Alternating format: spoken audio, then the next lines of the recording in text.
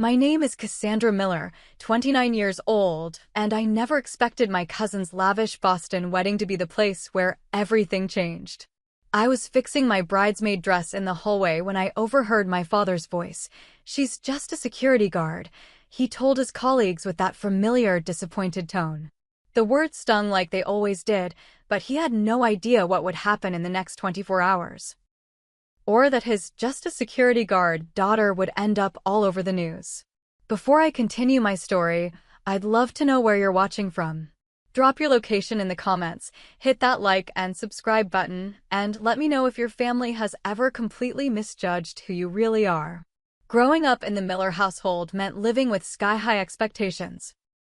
Our colonial-style home in Wellesley, Massachusetts, housed a family of overachievers led by my father, Thomas Miller, a corporate attorney whose client list included half the Fortune 500 companies in Boston. My mother, Amanda, was equally impressive as one of the top cardiothoracic surgeons at Massachusetts General Hospital. Their wedding photos showed two people who looked like they belonged on a magazine cover.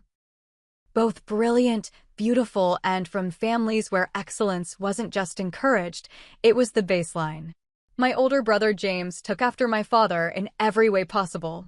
From his analytical mind to his impeccable fashion sense, he was the perfect heir to the Miller legal legacy. By the time I was in high school, James was already at Harvard Law, following directly in our father's footsteps. When family friends would visit, my parents would parade James's accomplishments like prize trophies, his LSAT scores, his internship at the state attorney's office, the law review articles he'd published. The pride in my father's voice was unmistakable. Then there was my younger sister, Catherine, Katie to the family, who was my mother's medical protege. Even in high school, she could recite complex anatomical terms and would spend weekends shadowing our mother at the hospital. She had our mother's delicate hands and steady nerves, perfect for the surgical career that everyone knew was her destiny. While other teenagers were at the mall, Katie was taking advanced biology courses and volunteering in medical clinics. And then there was me, Cassandra, Cassie to everyone except my father, who insisted on using my full name. I wasn't unambitious or unintelligent. I consistently made the honor roll and captained the track team. But my interests diverged from the Miller family tradition of medicine and law. In my sophomore year of high school, we had a career day where a former FBI agent spoke about security work. Something clicked inside me that day: the systematic approach to protection, the psychological aspects of threat assessment, the balance of physical and mental skills required. When I shared my newfound interest at dinner that night, my father chuckled as if I'd told a joke. "Security is what people do when they can't get into law school, Cassandra," he said, passing the potatoes without looking up. My mother at least tried to be supportive in her own way. "Honey, with your grades, you could do so much more. Maybe forensic psychology if you're interested in that sort of thing." But I was stubborn, another Miller family trait. Throughout high school, I focused on developing skills that no one else in my family valued.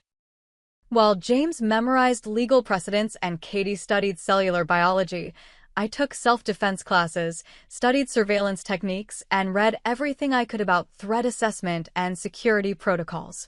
I joined the school's ROTC program, which my parents tolerated only because it looked good on college applications.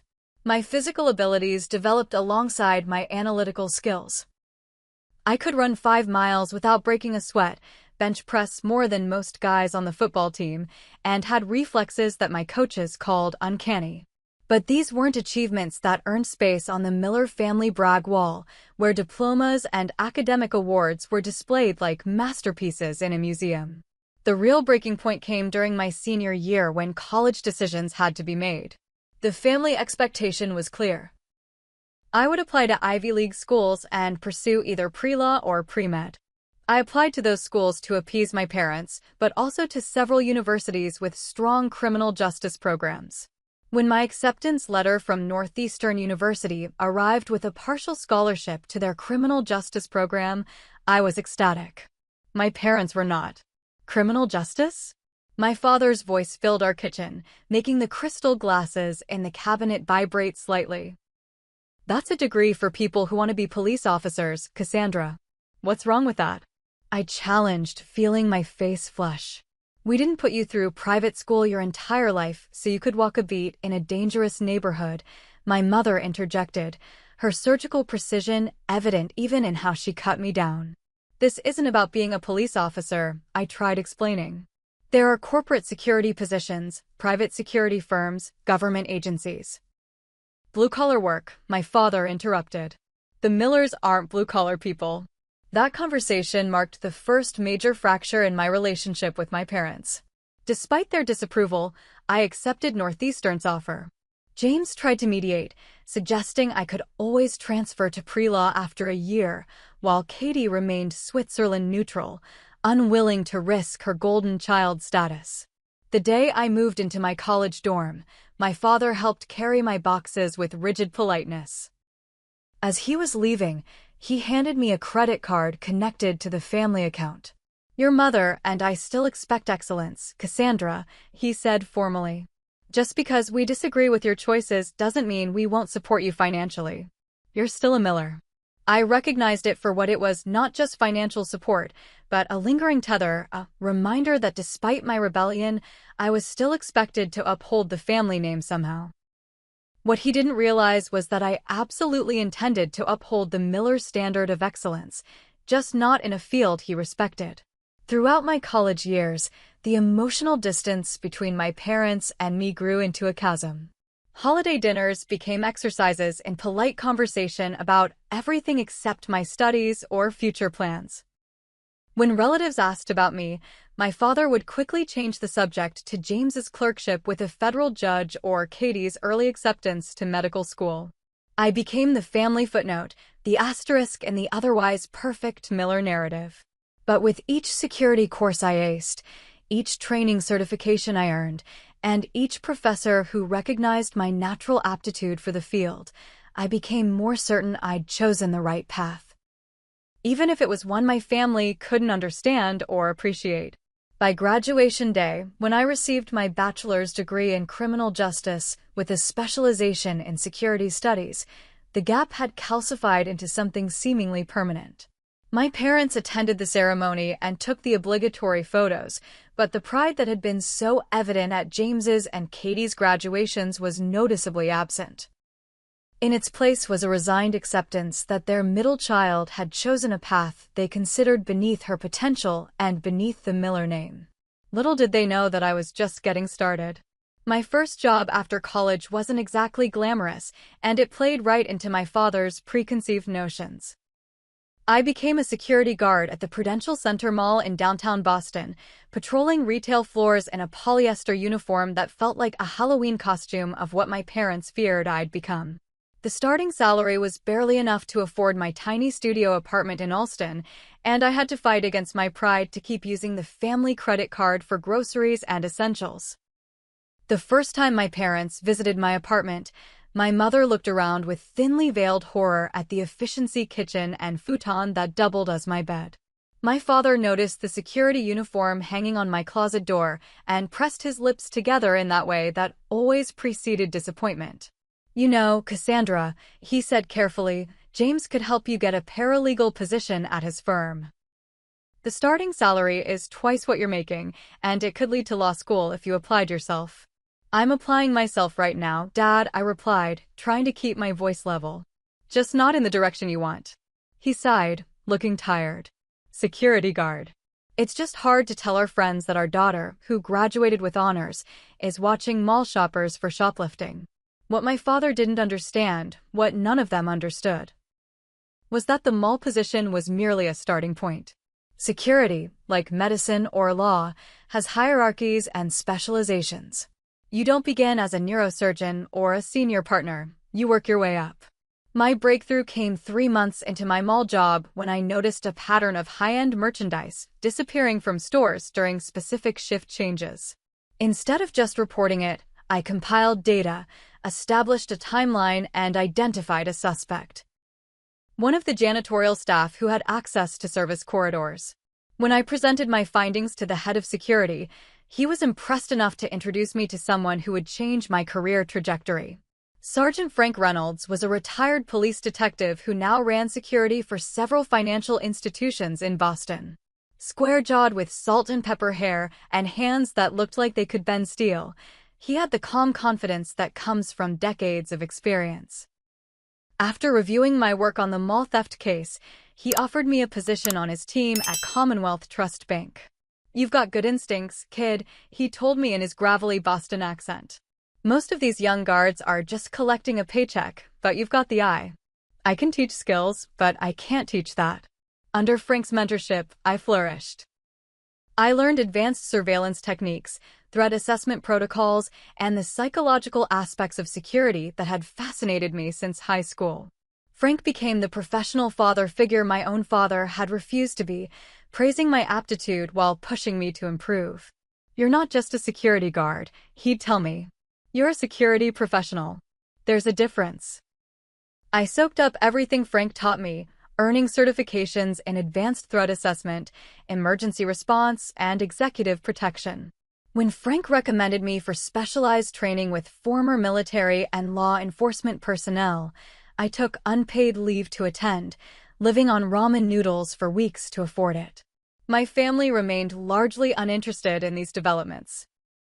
At Thanksgiving dinner, while James discussed his first major case win and Katie detailed a complicated surgical procedure she'd assisted with, I tried to share my experience providing security for a visiting foreign dignitary at the bank.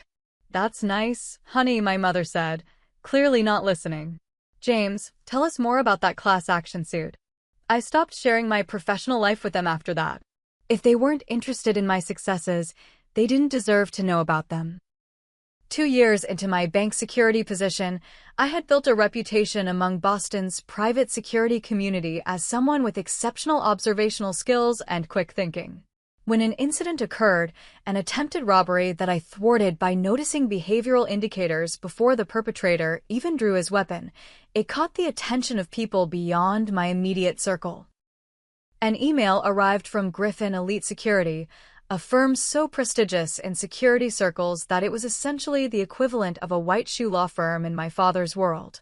They specialized in high-level executive protection, cybersecurity integration, and threat assessment for corporations and individuals with assets worth protecting. Their client list was confidential, but rumor had it they protected tech billionaires, visiting royalty, and diplomats during sensitive negotiations. The recruitment process was grueling: physical tests, psychological evaluations, scenario simulations, and technical assessments that pushed me to my limits. When the offer finally came, the salary was nearly triple what I was making at the bank, with benefits that included international travel, specialized training, and the opportunity to work with the best security professionals in the business. I accepted immediately but made a decision that would ultimately lead to the wedding incident. I told my family nothing about the prestigious nature of my new position. When they asked about my job change, I simply said I'd moved to another security company. My father assumed lateral movement, perhaps from one shopping mall to another, and I didn't correct him. This created the double life I maintained for the next 3 years.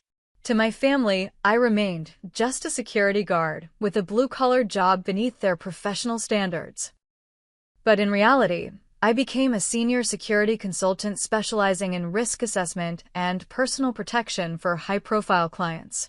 I traveled to Dubai with tech executives, secured meetings between corporate leaders in Singapore, and developed security protocols for events hosting some of the most influential people in the world.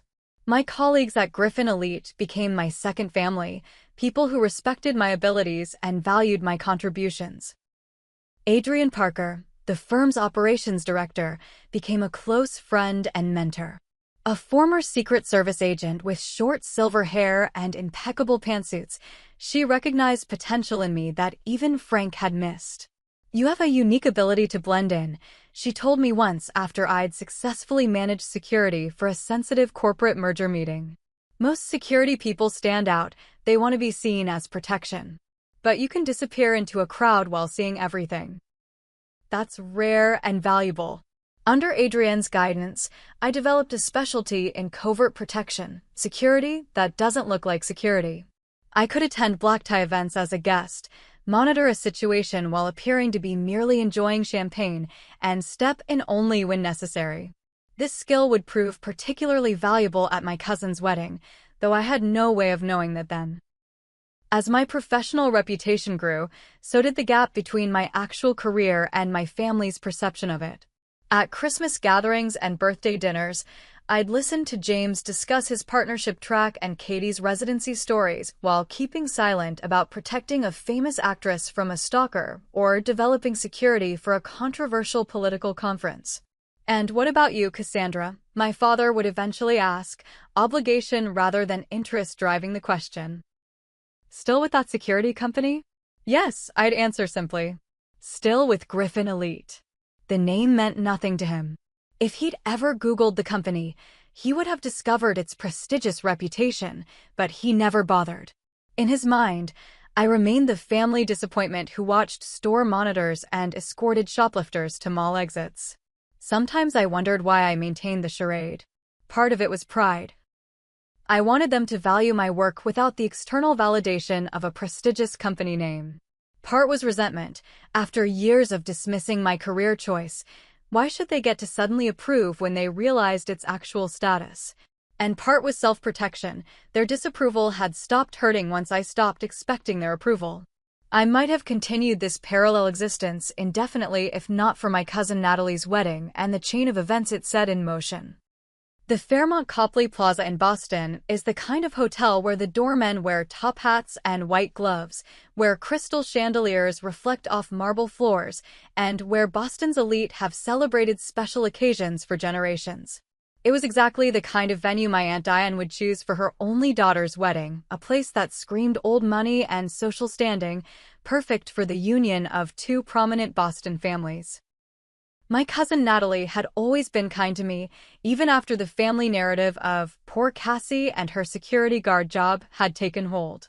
When her embossed wedding invitation arrived requesting my presence for the entire weekend of festivities, I suspected she'd included me in the bridal party more from family obligation than genuine closeness.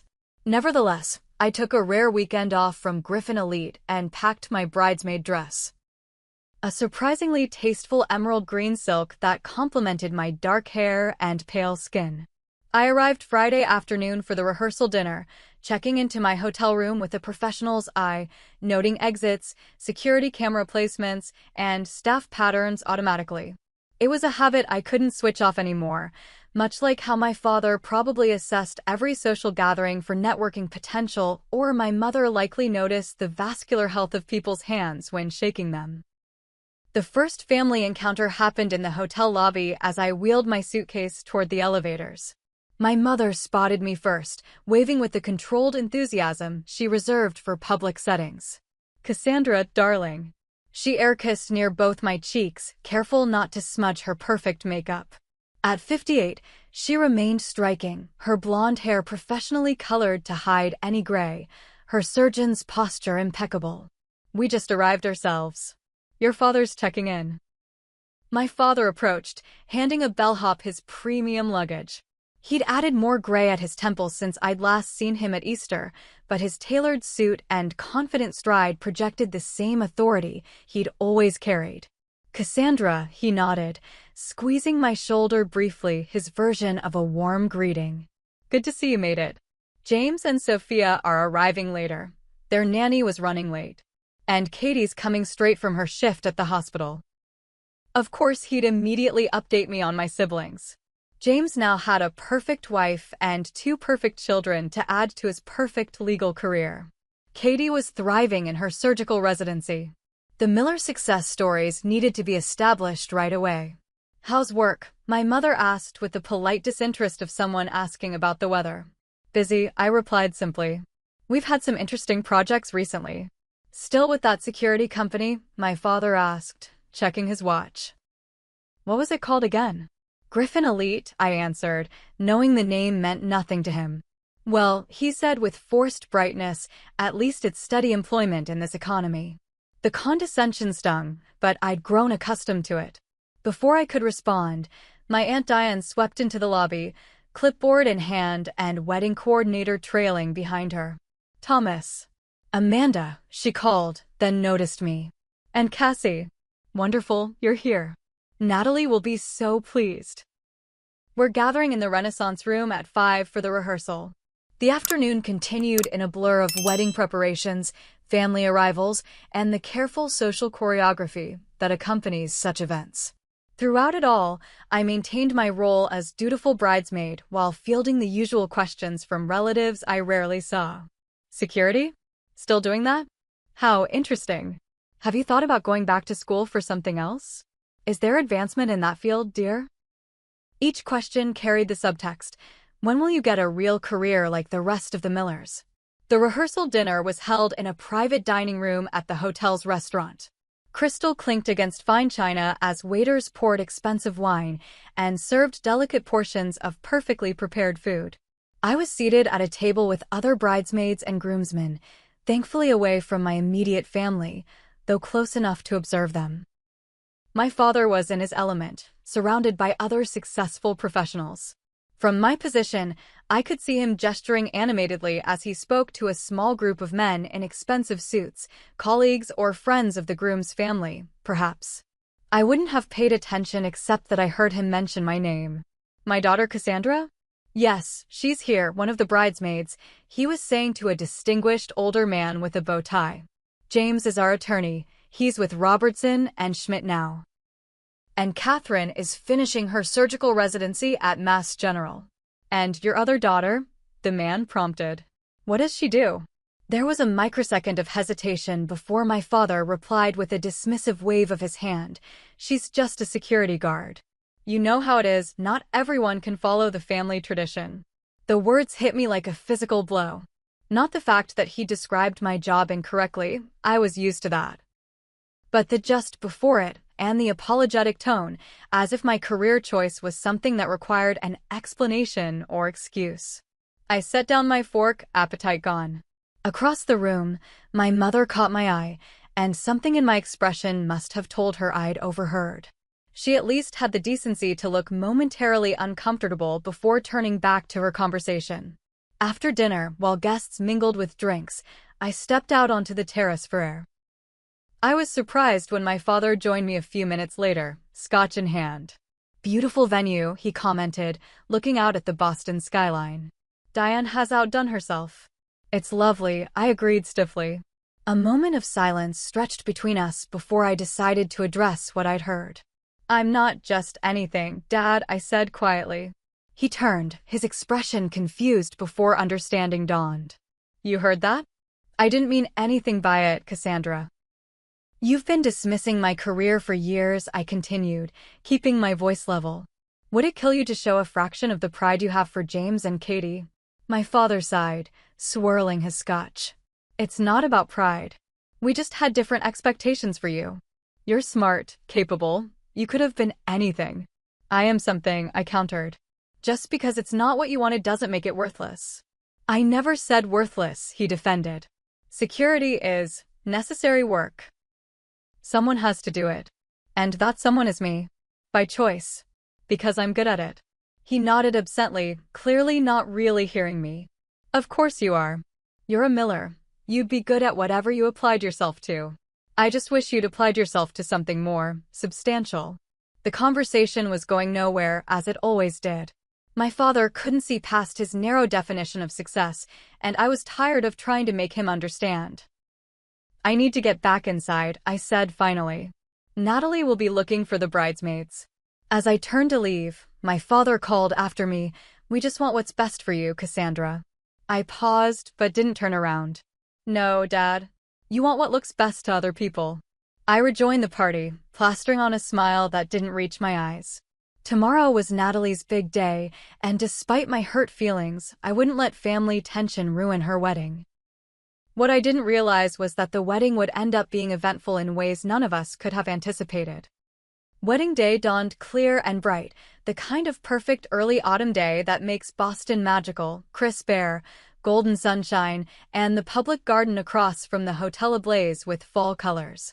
As a bridesmaid, my morning was scheduled down to the minute, hair appointment at 8 o'clock, makeup at 9:30, mimosas and light brunch with the bridal party at 10:45, Photos at noon, ceremony at 2 o'clock. By 11:30, with my hair swept into an elegant updo and my makeup professionally applied, I had a rare moment of downtime while Natalie had her final dress fitting.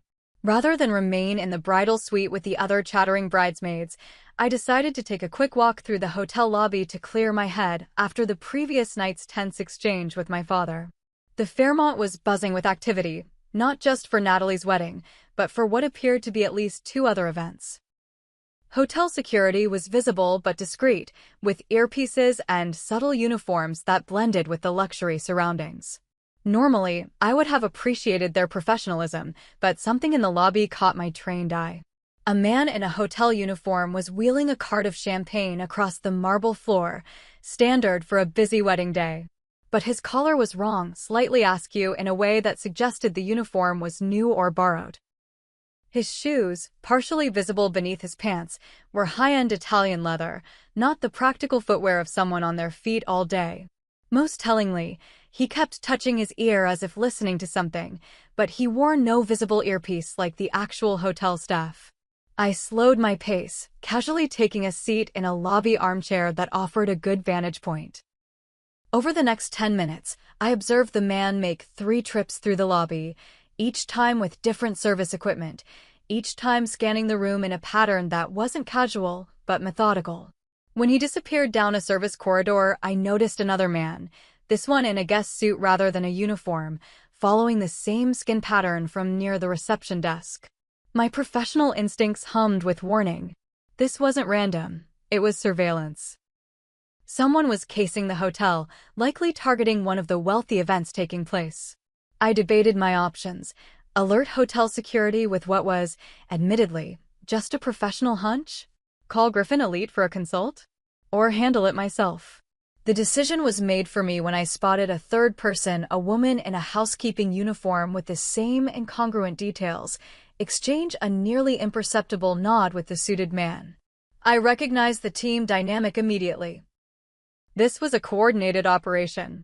I pulled out my phone and texted Adrian at Griffin, at Fairmont Copley for family wedding. Observing potential team of 3+ conducting pre-operational surveillance. Professional quality. Worth running names through database. Her response came quickly. Send pics if possible.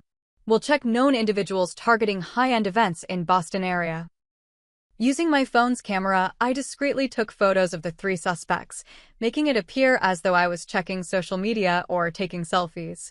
I sent them to Adrian and returned to the bridal suite, my mind now split between bridesmaid duties and security concerns. 20 minutes later, as I was helping Natalie with her veil, my phone buzzed. Adrian's message made my stomach drop. Confirmed. Thomas Ward's crew. High-end jewelry thieves. Hit 3 society weddings in NYC last month. Stealing family heirlooms, wedding gifts. Very sophisticated. Local police notified, but evidence insufficient for immediate response. Can you maintain surveillance until we get someone there?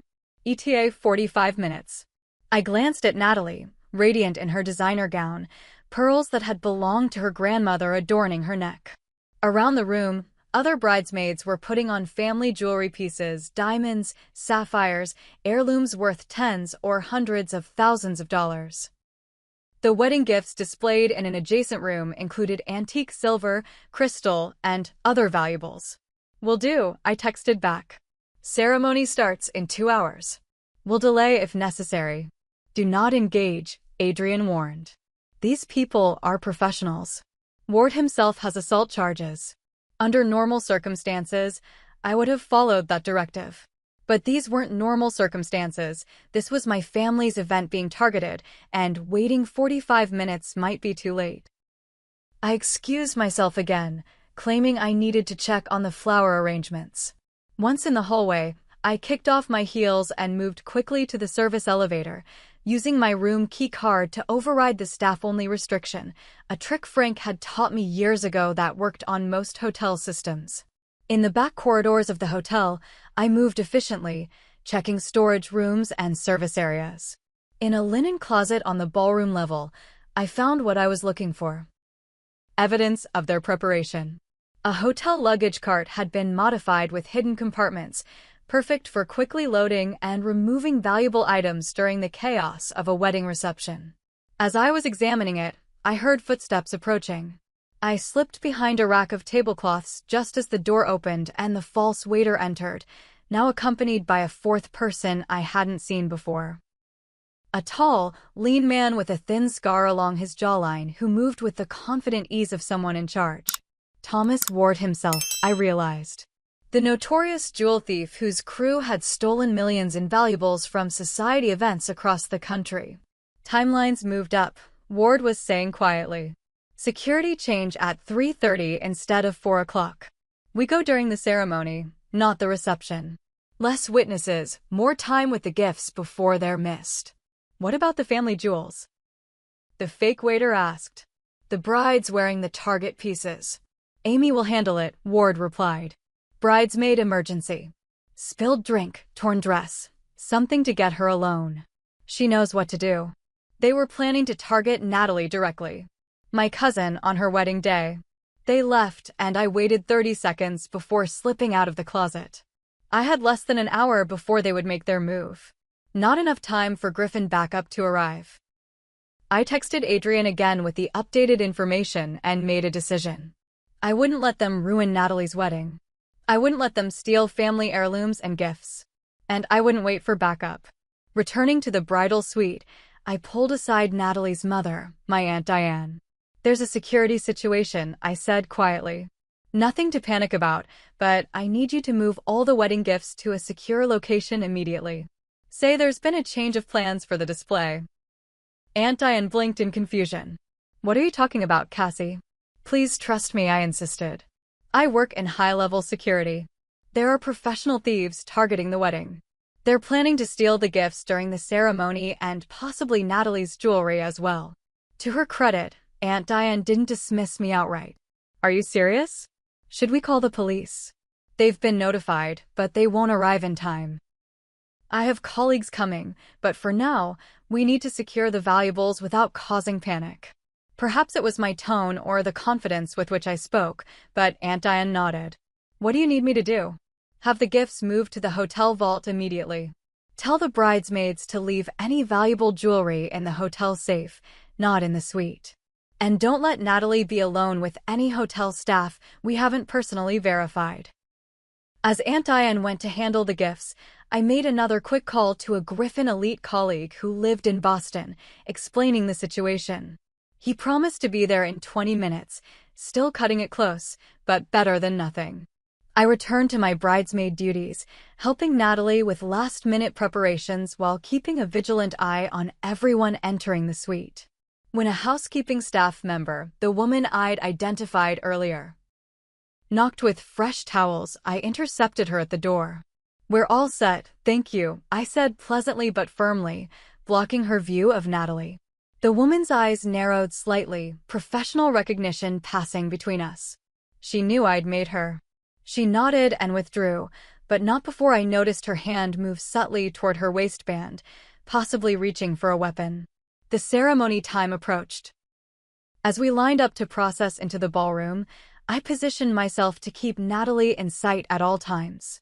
My Griffin colleague texted that he had arrived and was monitoring the hallways and gift area. The wedding proceeded beautifully.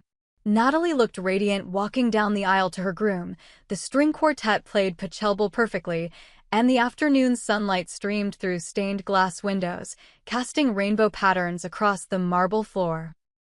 I should have been focused on the romantic moment, but my attention was split, scanning constantly for Ward's crew. I spotted the fake waiter positioned near a service entrance, speaking into what appeared to be a hotel radio but was likely communication with his team. The woman who had tried to enter our suite was now dressed as a photographer's assistant, moving around the edges of the room. Ward himself was nowhere to be seen, which concerned me most of all. As the minister began the vows, I noticed a subtle shift in the fake waiter's posture, a preparation to move. Without drawing attention, I slipped from my bridesmaid position and moved toward the side of the room, as if headed to the restroom. I was halfway there when I saw it, Ward himself emerging from behind a decorative screen, moving purposefully toward the now empty bridal suite where the bridesmaids' purses and personal items remained. Despite the gifts being secured, there were still valuables to be taken. I followed, maintaining distance, watching as he used some kind of electronic device to override the key card lock. As he slipped inside, I texted my colleague his location and approached the door. What happened next occurred in a matter of seconds. I entered to find Ward rifling through the bridesmaids' belongings, a small bag already filled with jewelry and electronics. "Hotel security," I said calmly. "I'm going to need you to put those down." Ward turned, surprise quickly replaced by cold calculation on his face. "No, you're not security," he said, his voice eerily calm. "You're with the wedding. The bridesmaid who's been watching us." He moved toward me, reaching again to his waistband. I didn't wait to see if he was armed. Years of training took over. As he lunged, I sidestepped, using his momentum against him. A quick strike to his solar plexus doubled him over, and I followed with a precise hit to the nerve bundle in his shoulder. Ward dropped to his knees, and I had him in a joint lock before he could recover, using a bridesmaid's curling iron cord to secure his wrists. The door burst open, and my Griffin colleague entered, followed by 2 actual hotel security guards who had finally been alerted to the situation. "Perfect timing," I said dryly. "His team includes at least 3 others. The waiter by the east entrance, the photographer's assistant, and likely a 4th person we haven't identified." My colleague nodded, already coordinating with hotel security through his earpiece. Within minutes, the entire team had been apprehended, and real police were on their way. By the time I returned to the ceremony, the couple was being pronounced husband and wife. No one in the wedding party had noticed my brief absence, and the guests remained blissfully unaware of the drama that had unfolded. As everyone applauded the newlyweds' first kiss, I caught my Aunt Diane's questioning look from the front row. I gave her a subtle nod and watched relief wash over her face. Crisis averted. Wedding saved. What I didn't realize was that a hotel security camera had captured my takedown of Thomas Ward. Or that by morning, that footage would be playing on every local news station in Boston. I woke the next morning to my phone buzzing incessantly with notifications. Bleary-eyed and still exhausted from the previous day's events, I swiped open my screen to find dozens of missed calls, text messages, and social media alerts. Most puzzling were texts from Griffin elite colleagues I rarely heard from, all variations of "nice work" and "you're famous." Confused, I opened a link that Adrian had sent with the message, "Cat's out of the bag, Cassie. Might want to prepare your family." The link took me to a Boston news station's website, where the headline made my stomach drop: "Society Wedding Saved by Undercover Security Expert, Notorious Jewel Thief Captured." The accompanying video, clearly taken from the hotel's security feed, showed me in my emerald bridesmaid dress taking down Thomas Ward with professional precision. Though my face was partially obscured from the camera angle, anyone who knew me would recognize me instantly. The article identified me as an undercover operative from Griffin Elite Security, one of the nation's most prestigious private security firms, who happened to be attending the wedding. A quote from Boston Police Department's Lieutenant Rodriguez praised the quick thinking and exceptional training of the security professional who prevented what could have been a theft of hundreds of thousands of dollars in family heirlooms and wedding gifts. I sat up in bed, fully awake now. This wasn't how I'd planned for my family to discover the truth about my career.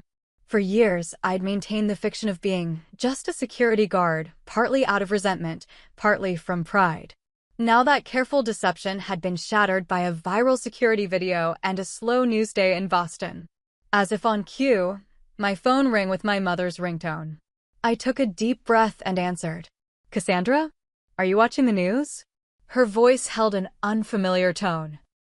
Something between confusion and shock. "I just saw it, Mom. Your father and I are in the hotel restaurant. Could you come down and explain what's going on?" The Fairmont's restaurant was buzzing with wedding guests enjoying their post-celebration brunch. As I approached my parents' table, I noticed how my father sat unusually rigid, his newspapers open but unread. My mother was stirring her coffee absently, her usual composed expression replaced by genuine bewilderment. I slid into the empty chair across from them, bracing myself for their reaction. So, my father began, his voice carefully neutral. Griffin Elite Security. Yes, I replied simply. Which is not, as we were led to believe, a mall security position. No, it's not. A waiter approached, but my father waved him away impatiently. The news is calling it one of the nation's most prestigious security firms. They said you're a senior consultant who protects diplomats and executives. There was no point in downplaying it now. That's correct. And you've let us believe for years that you were working some low-level security job because... The hurt in my mother's voice was unexpected. Because you made it abundantly clear that unless I was a doctor or lawyer, my career wasn't worth discussing, I said, keeping my voice level. You dismissed security work as blue-collar and beneath our family, so I stopped trying to make you understand. My father opened his mouth to object, then closed it again, uncharacteristically lost for words. Before he could formulate a response, my cousin Alexis rushed over to our table, phone in hand. Oh my God, Cassie, you're all over social media. Look at this. She thrust her phone toward us, showing a TikTok video of my takedown that had already accumulated hundreds of thousands of views. The caption read, "Bridesmaid by day, badass security expert by night." Hashtag wedding ninja, hashtag security queen, the whole family is talking about it. Alexis continued excitedly. Uncle Robert says you saved like $500,000 in jewelry and gifts. Is that true? And do you really protect celebrities and billionaires? That's so cool. My mother looked like she might faint. My father was staring at Alexis's phone, watching the footage replay of his daughter, the disappointment, the security guard, efficiently neutralizing a notorious criminal. Alexis, could you give us a minute? I asked gently. Oh, sure, sorry, she said, bouncing away to undoubtedly spread the news to more relatives. An uncomfortable silence fell over our table. Finally, my father cleared his throat. Why didn't you tell us the truth about your position? It was the million-dollar question, wasn't it? The one that cut to the heart of our family dynamic. I tried, in the beginning, I said carefully. I tried to explain that security isn't just guards at malls. That there are levels of expertise and specialization, just like in law or medicine. But you weren't interested in hearing it. My mother had the grace to look ashamed. We may have been closed-minded. You introduced me as just a security guard to your colleagues at the rehearsal dinner, I reminded my father. Just yesterday, you were embarrassed by my career. He flinched slightly. I didn't understand what you actually did. You never asked, I replied simply. Not once in the past 5 years have you asked me about my work with any genuine interest. You assumed, and I stopped correcting you. As if the universe had timed it perfectly, a breaking news alert appeared on the restaurant's television. The morning show was now interviewing Lieutenant Rodriguez about the capture of Thomas Ward. We've been trying to catch Ward's crew for months, the officer was saying. The security consultant who apprehended him demonstrated exceptional skill. Griffin Elite is known for hiring only the top professionals in the field, former military special forces, FBI agents, and specialists with unique abilities. They're essentially the Navy SEALs of private security. Every head in the restaurant turned toward the TV, including my parents. I watched their expressions as the magnitude of my actual professional standing began to dawn on them. Is that true? My mother asked quietly. You work with former FBI and military personnel. I train them sometimes, I answered, the admission feeling both vindicating and exhausting. I specialize in covert protection and threat assessment. The clients I can't name would surprise you. My father was staring at me as if seeing me for the first time. And your salary? Benefits. Of course, that would be his next question. Comparable to a senior associate at your law firm, Dad. Maybe better, with international assignments. The waiter returned, this time with my brother James and his wife Sophia in tow. James was looking at me with an expression I'd never seen from him before, something approaching respect. Cassie, what the hell, he said, pulling up a chair. Sophia's father called us this morning asking if my ninja sister could consult on security for his company's annual meeting. I thought he was having a stroke or something until we saw the news. For the next hour, as more family members trickled in, I found myself at the center of attention for the first time in my adult life. My aunt and uncle thanked me profusely for saving their daughter's wedding. Cousins peppered me with questions about my work. Even my usually aloof brother seemed genuinely impressed by the footage of my takedown. Throughout it all, my parents remained uncharacteristically quiet, absorbing this new reality where their middle child. The disappointment, the one who had rejected the family path, was suddenly being hailed as something of a hero. As the impromptu family gathering began to disperse, my father finally spoke up again, his voice uncharacteristically hesitant. Cassandra, we may owe you an apology. It was perhaps the first time I'd ever heard him struggle for words. We made assumptions, my mother added softly. We should have asked more questions. It wasn't a full acknowledgement of how they'd dismissed my choices for years, but it was a start. The revelation of my actual career had forced them to confront their preconceptions, though I knew one viral video wouldn't instantly heal years of accumulated hurt. As we prepared to leave the restaurant, Lieutenant Rodriguez himself appeared, approaching our table with purpose. "Ms. Miller," he asked, extending his hand to me. "I wanted to thank you personally. We've been after Ward for months. Your intervention was textbook perfect." My father watched this exchange, the respect in the officer's voice unmistakable. I saw something shift in his expression, perhaps the beginning of a reevaluation that had been years in the making. "She's a Miller," he said suddenly, his voice carrying that familiar pride I'd heard him use when discussing James's legal victories or Katie's surgical accomplishments. Excellence runs in the family. Our eyes met, and for the first time in years, I felt seen by my father, not as the daughter who had disappointed him, but as a professional who had excelled in her chosen field. It wasn't everything, but it was something. As we left the hotel that day, I knew that the family dynamics had shifted irrevocably. The truth was out, the carefully maintained fiction shattered. What would build in its place remained to be seen, but for the first time in years, I felt a glimmer of hope that my parents might finally understand the path I had chosen. The media frenzy that followed the wedding incident gave my family little opportunity to process the revelations about my career privately. By Monday morning, local Boston stations had pieced together more details. I wasn't just a security consultant, but one of Griffin Elite's top operatives, with specialized training that put me in an elite category even within the prestigious firm. A profile piece in the Boston Globe's business section referred to me as one of the most sought-after security experts on the East Coast and mentioned some of my publicly known assignments, including protection details for international business conferences and consulting work for technology companies concerned about industrial espionage. While I had managed to keep most of my high-profile client work confidential, enough information emerged to paint a picture dramatically different from the mall security guard image my family had maintained for years. I had returned to my apartment Sunday night, hoping for a brief respite from the family drama before returning to work on Tuesday. When my doorbell rang Monday afternoon, I wasn't entirely surprised to find my father standing in the hallway, his usual confident posture slightly diminished. "May I come in?" he asked formally, as if visiting a stranger's home.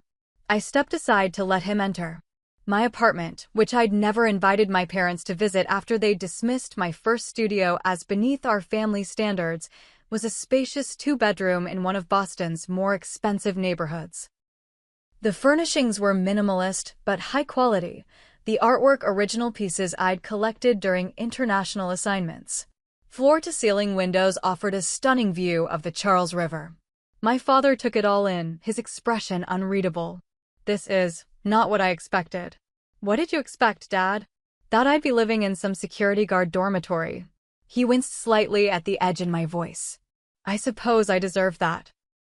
I gestured for him to sit on the leather sofa while I took the armchair opposite. An uncomfortable silence stretched between us until he finally spoke. "Your mother wanted to come too, but she had an emergency surgery. She sends her, well, I'm not sure what exactly she sends. We're both still processing." "That makes 3 of us," I replied evenly. My father ran a hand through his silver hair, a rare gesture of uncertainty from a man who prided himself on always knowing exactly what to say. I've been reading about Griffin Elite since yesterday. Their client list, their reputation in the security industry. It's impressive. Yes, it is. Why didn't you tell us? He asked, the question erupting with surprising emotion. All these years, we thought you were working some dead-end security job, barely making ends meet. We worried about you. I couldn't help the bitter laugh that escaped me. Worried? Is that what you call it? You belittled my career choice at every opportunity. You made it clear you thought I was wasting my potential. You introduced me to your colleagues as just a security guard, with that tone that said everything about how you really felt. We didn't understand because you never tried to understand, I interrupted, years of suppressed frustration finally finding voice. Not once did you ask about my training, my responsibilities, my accomplishments. You decided security work was beneath our family, and that was that. My father looked genuinely stunned by my outburst. In our family, emotions were kept carefully controlled, disagreements handled with cold precision rather than raw feeling. You're right, he said finally, the admission clearly difficult for him. We made assumptions based on our own biases. Your biases, I corrected. Your narrow definition of success. He nodded slowly. Perhaps. But you also kept the truth from us deliberately. The Globe article mentioned you've been with Griffin Elite for 4 years. For years of letting us believe something that wasn't true. It was a fair point, and one I had been avoiding confronting within myself. My own pride and resentment had played a role in maintaining the deception. At first, I tried to explain, I said more quietly. But you and Mom made it clear you weren't interested in understanding security work as a legitimate profession. After a while, it became easier to let you believe what you wanted to believe. And yes, part of me wanted to prove I could succeed without your approval or understanding. My father looked out at the river view for a long moment. I always thought James and Catherine followed our path because they saw its value. It never occurred to me that they might have done so because they feared our disapproval. The insight surprised me. It was more self-awareness than I'd ever heard from my father.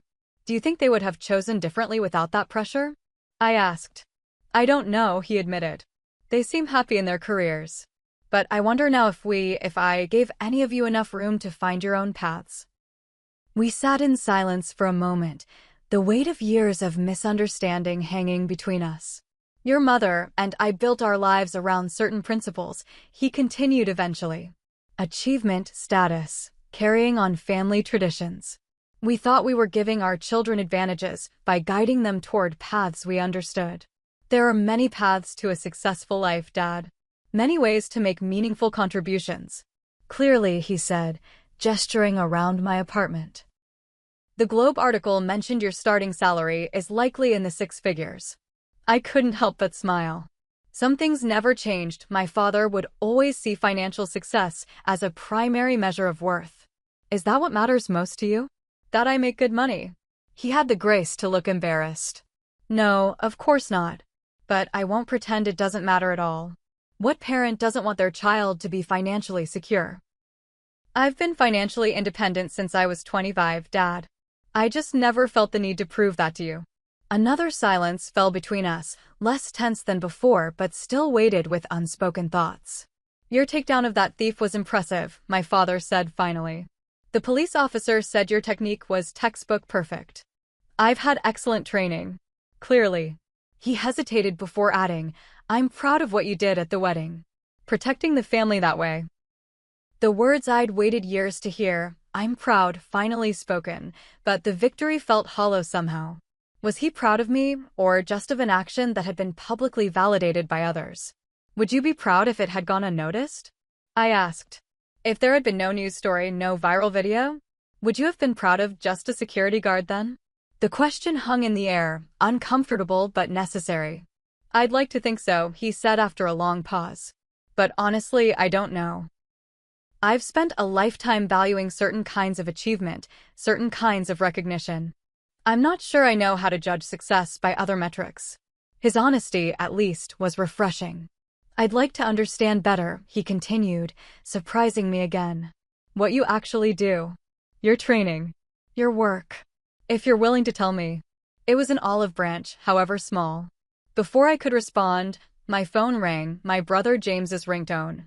Do you mind if I take this? I asked. My father nodded, and I answered the call. Cassie? James sounded uncharacteristically hesitant. Are you free for dinner tonight? I'd like to talk to you about, well, everything, I guess. After arranging to meet James later, I returned to the conversation with my father. For the next hour, I explained my work in terms he could understand. The parallels between security risk assessment and legal case strategy, the professional hierarchy at Griffin Elite, the specialized training I'd undergone. He listened more attentively than he ever had before, asking questions that showed genuine interest rather than judgment. It wasn't a complete reconciliation, but it was the beginning of a new understanding. As he prepared to leave, he paused at the door. Your mother would like you to come to dinner on Sunday. Katie will be there too. I think we all have some catching up to do. I'll check my schedule, I promised, not yet ready to fully commit. After he left, I stood at my window, watching his familiar figure move down the street toward the parking garage, still straight-backed and purposeful, the attorney to his core. But something had shifted, however slightly, in our relationship. The truth, so long buried beneath assumptions and pride on both sides, had finally created an opening for something new to grow. That evening, dinner with James proved surprisingly cathartic. My always proper older brother, whose path had so perfectly aligned with our father's expectations, ordered a whiskey neat and admitted things I'd never expected to hear. I've always been a bit jealous of you, Cassie, he confessed, the alcohol perhaps loosening his usual reserve. Your courage to choose your own path.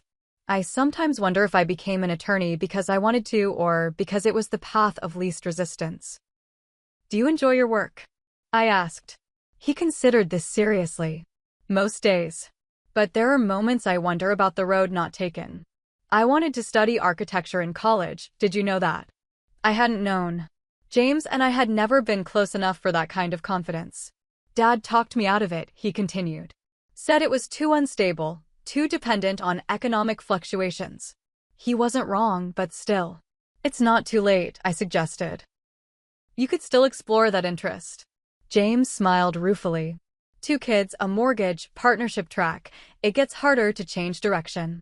That's why what you did was brave. You chose your path early and stuck to it, despite the family pressure.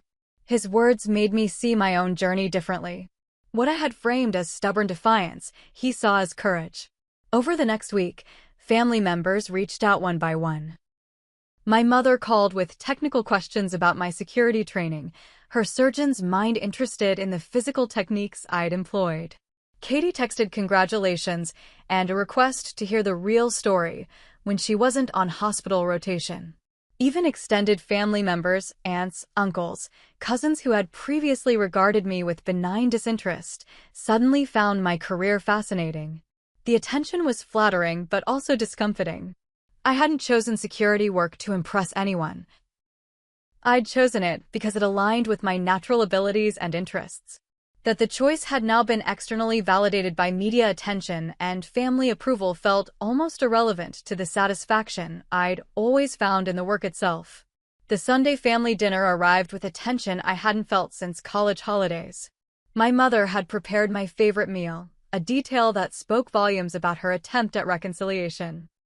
Katie arrived late from her hospital shift, dark circles under her eyes, but genuinely happy to see me. So, my mother began as we sat around the formal dining table that had hosted so many tense family meals. Tell us more about this Griffin Elite company. The Globe article mentioned they're very selective in their hiring. They are, I confirmed. They recruit primarily from military special forces, FBI, Secret Service. I was an unusual hire because I came from corporate security instead. But they saw something in you, my father added, surprising me with what sounded almost like pride. My threat assessment skills tested in the top percentile, I explained. I have a knack for identifying behavioral anomalies, patterns that don't fit. Like noticing the thieves at the wedding, Katie interjected. Exactly. Most people see what they expect to see. I'm trained to notice what doesn't belong. Is it dangerous? My mother asked, her surgeon's composure slipping to reveal maternal concern. It can be, I admitted. But we're very well trained for risk management. The conversation continued, more open and genuine than any family discussion I could remember. My father asked about my international assignments, Katie was curious about the physical training aspects, and my mother, ever practical, inquired about health insurance and retirement benefits. As dessert was served, my father cleared his throat in the way he always did before making an important pronouncement. "I owe you an apology, Cassandra," he said formally. "I've spent years dismissing your career choice without making any effort to understand it. That was short-sighted of me." Coming from my father, it was tantamount to throwing himself at my feet begging forgiveness. The Thomas Miller I'd grown up with rarely admitted error of any kind. "We both owe you an apology," my mother added. "We should have trusted your judgment more." "We should have trusted all of you more," my father amended, glancing at James and Katie. "Perhaps focus less on what we wanted for you and more on what you wanted for yourselves." The admission hung in the air, significant beyond the immediate context of my security career. It was an acknowledgement of a parenting philosophy that had shaped all our lives, for better or worse. "I appreciate that," I said carefully. "But I want to be clear about something. I don't need your approval of my career choices. I've been confident in my path for years. What hurt wasn't that you didn't approve, it was that you didn't respect me enough to try to understand." My father nodded slowly, absorbing the distinction. "That's fair. And deserved. So where do we go from here?" Katie asked practically. "Forward, I hope," I replied, with more honesty and less assumption on all sides. As we finished dessert and moved to the living room for coffee, I noticed my father lingering near the family photos displayed on the mantel. He picked up one I hadn't seen before, me in my Griffin Elite uniform at a corporate event, clearly cut from a magazine article. "I found this online yesterday," he explained. "Thought it belonged with the family collection." It was a small gesture, but a meaningful one, my professional identity finally acknowledged as part of the family narrative. The evening ended with tentative plans for more regular family dinners and a genuine, if awkward, hug from my father as I left. The years of misunderstanding couldn't be erased in a single evening, but the foundation for a new relationship had been laid. As I drove home that night, I reflected on how external validation had finally forced my family to see me clearly. But the real victory wasn't in their newfound respect. It was in the knowledge that I had never needed it to be sure of my own path.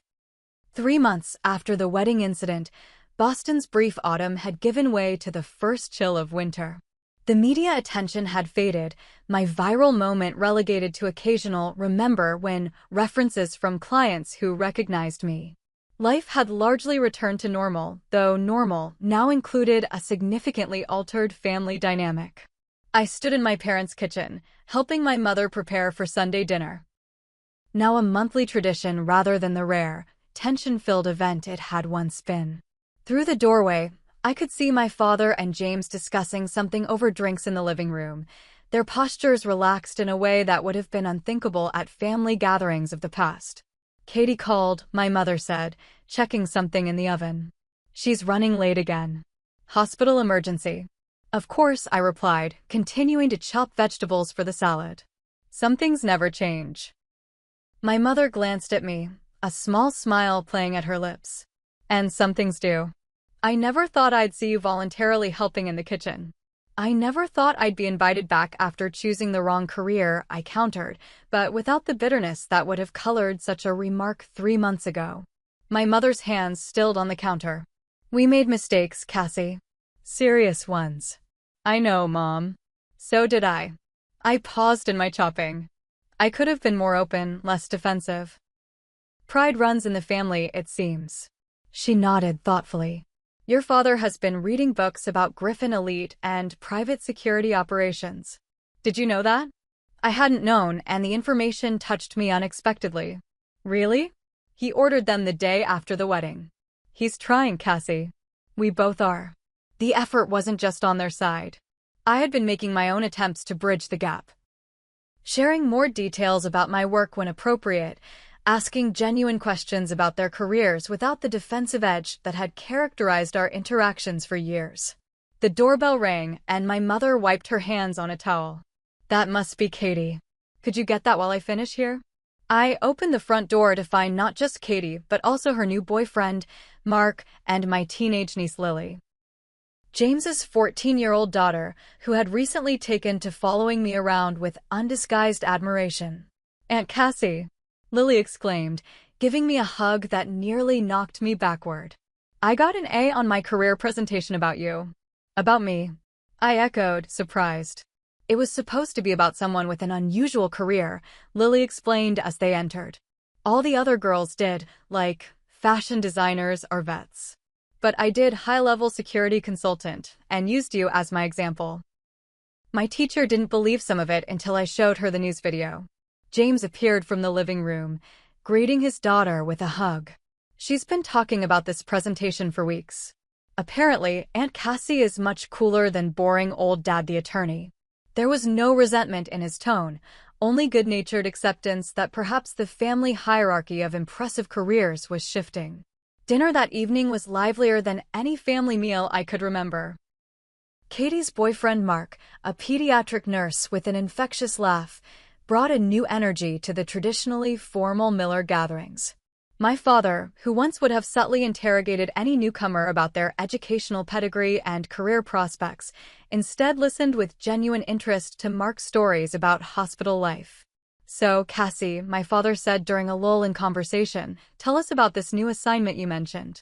Something about a tech conference?" 3 months ago, such a question would have been unthinkable, not because my father wouldn't have asked it, but because I wouldn't have mentioned my assignments at all. "It's a major technology summit in San Francisco next month," I explained. "Several high-profile CEOs with some serious security concerns. I'm leading the advanced team." "That sounds fascinating," my father said, and the remarkable thing was that he seemed to genuinely mean it. "Is it similar to the diplomatic protection work you did in Geneva last year?" The fact that he remembered details about my previous assignments, information I'd cautiously shared over recent family dinners, was itself a sign of how much had changed. "Similar protocols, but different threat assessment matrices," I replied, finding myself naturally shifting into the technical aspects of my work. "Corporate security involves more industrial espionage concerns, fewer political threats." My father nodded thoughtfully. "I imagine there's overlap with some of the intellectual property cases we handle at the firm." "Absolutely. In fact, I consulted on a case last year where a client's trade secrets were compromised through physical security weaknesses rather than cyber breaches."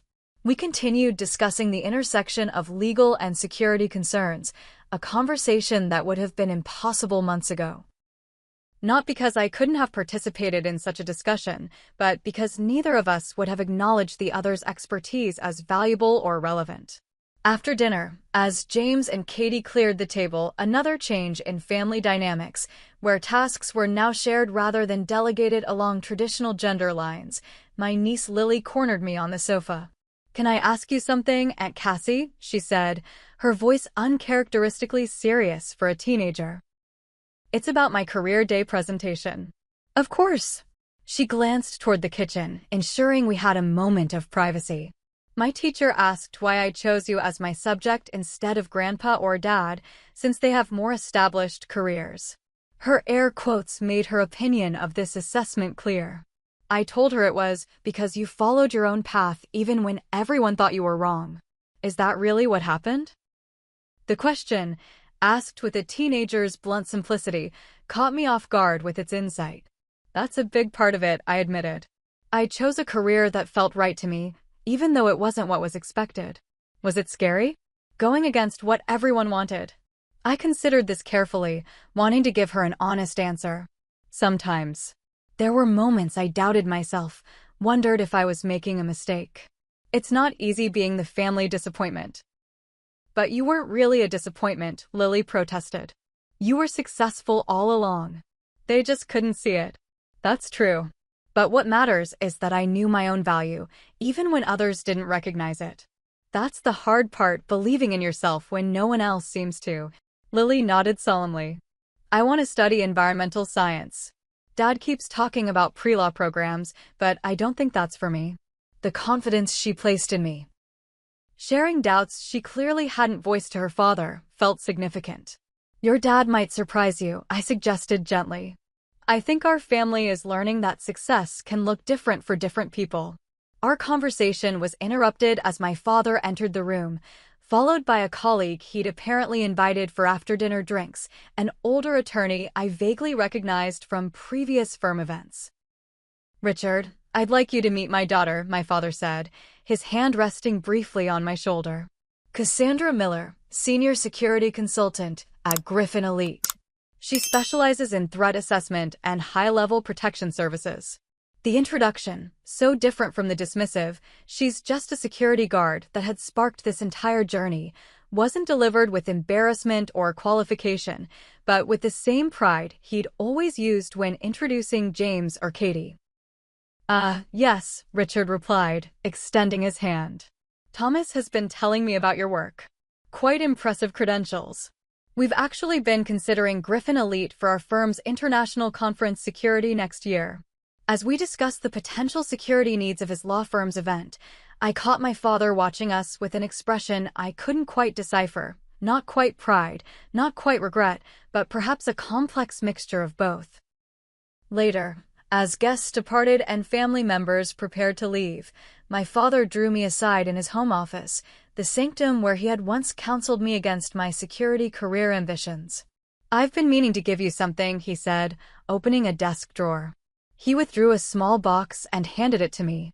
Inside was a sleek business card holder in polished silver. Engraved on its surface was my name and Griffin Elite Security. I had it made after the wedding, he explained.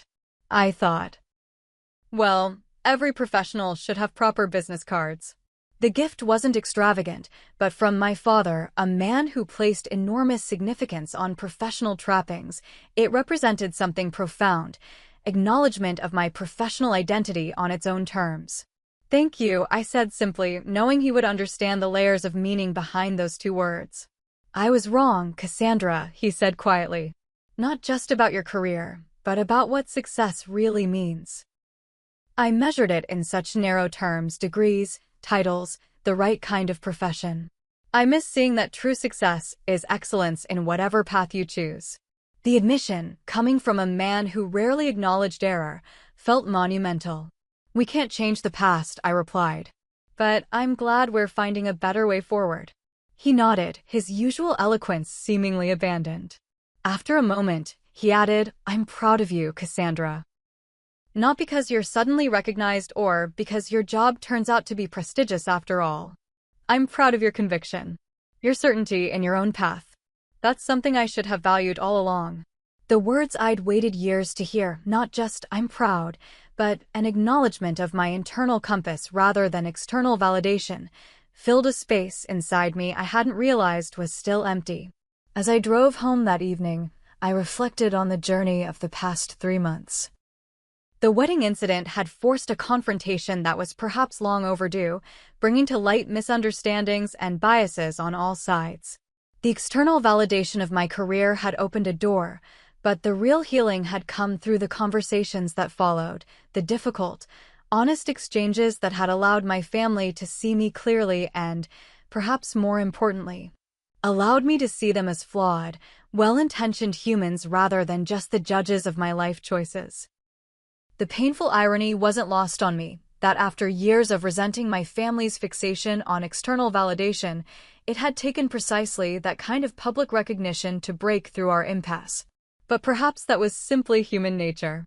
Sometimes we need to be shaken out of our established patterns before we can see beyond them. In the end, the lesson wasn't that I needed my family's approval or that they needed to recognize my professional success. It was that genuine understanding requires openness on all sides, a willingness to explain without defensiveness, to listen without preconception, to recognize that our differing paths can all lead to meaningful lives. As I pulled into my apartment building's garage, my phone pinged with a text from Lily. Thanks for talking today. I told Dad about environmental science. He said we'd research programs together this weekend. You were right. I smiled, thinking about how family patterns can change, how rigid expectations can soften, how bridges can be built across even the deepest divides. Sometimes it takes a dramatic moment, a wedding day crisis, a viral video, a public revelation, to catalyze that change. But the real work happens in the quiet moments that follow, in kitchens and living rooms and honest conversations. The security guard and the attorney, the surgeon and the environmental scientist in training. We were all finding our way toward a new understanding of family, of success, of what it means to truly see and support one another. And that, perhaps, was the most important security of all. Have you ever had a moment when your family or friends finally saw you for who you really are? Or have you experienced being misunderstood by those closest to you? I'd love to hear your stories in the comments below. Don't forget to like this video and subscribe to our channel for more stories about family relationships, personal growth, and finding your own path. Share this video with someone who might need to hear that it's okay to follow their own journey, even when others don't understand it at first. Thank you for joining me for this deeply personal story, and I'll see you in the next video.